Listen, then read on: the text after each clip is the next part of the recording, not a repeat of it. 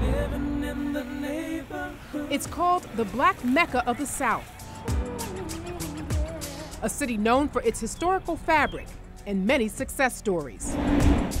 But the city of Atlanta has another dubious distinction: home of the first public housing development and the first metropolitan city to tear it down.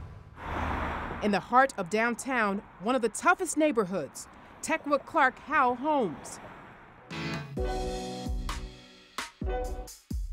I was born and raised here in 1977. LaChina Parks has lived in this community for 18 years. I can remember a lot of drug activities.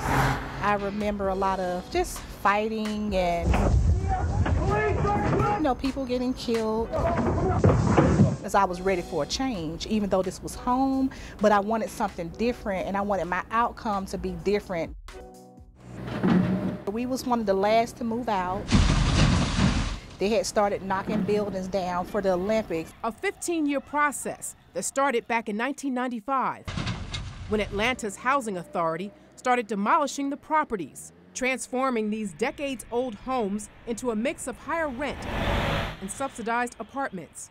It's a story Richmond leaders want to write in the River City, complete with the school, transportation, and all the amenities you need.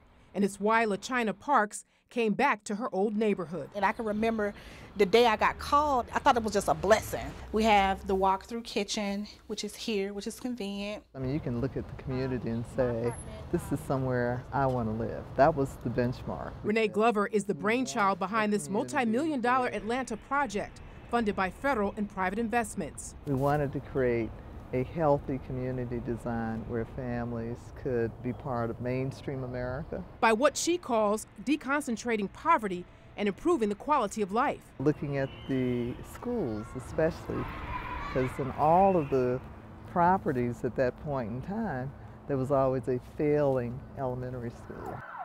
Glover described kids living in public housing as traumatized, and she says the schools were just as bad until her agency and others came up with this concept. According to former Atlanta School Board member Dr. Norman Johnson, after the city demolished Techwood Homes and its embedded school, 114 kids from the new Centennial Place started kindergarten at its new school.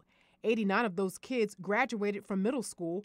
79 went on to graduate from Atlanta's high schools, and of those, 49 students are now enrolled in four-year colleges. 3 of them attend Georgia Tech, something Glover says would have never happened without this transformation. No student who lived in this community during its 70-year history ever crossed the street to go to Georgia Tech. If the city of Richmond duplicates Atlanta's public housing plan, it could happen here, removing these units.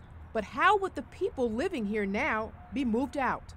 I would say that it certainly has worked better than anything else that has ever been tried. Back in Atlanta, Hope Bolden and her team relocated 50,000 people over a 5-year period. Many of our residents not only had not worked, but didn't have the skills or the training to work.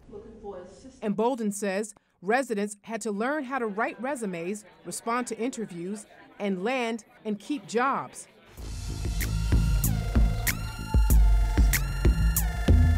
I've always wanted to come out, and I'm not afraid of change. Just south of downtown Atlanta, you'll find Cynthia Watkins. Go back that way.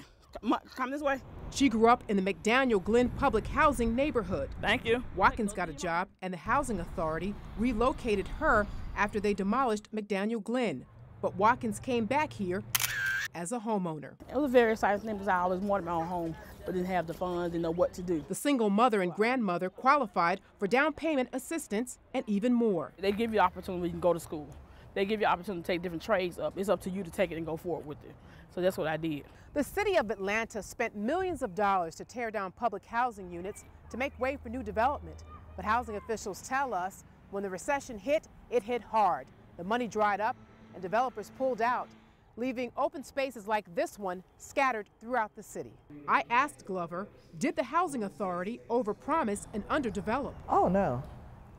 We were looking to deliver on one principal commitment, and that was to create opportunities so that families could have great affordable housing in healthy communities. And these residents believe changing the face of public housing has made a difference in their lives. I probably would have lost my son because he was friends with a lot of the guys that was killed through the community. Sometimes you have to make changes to get something better.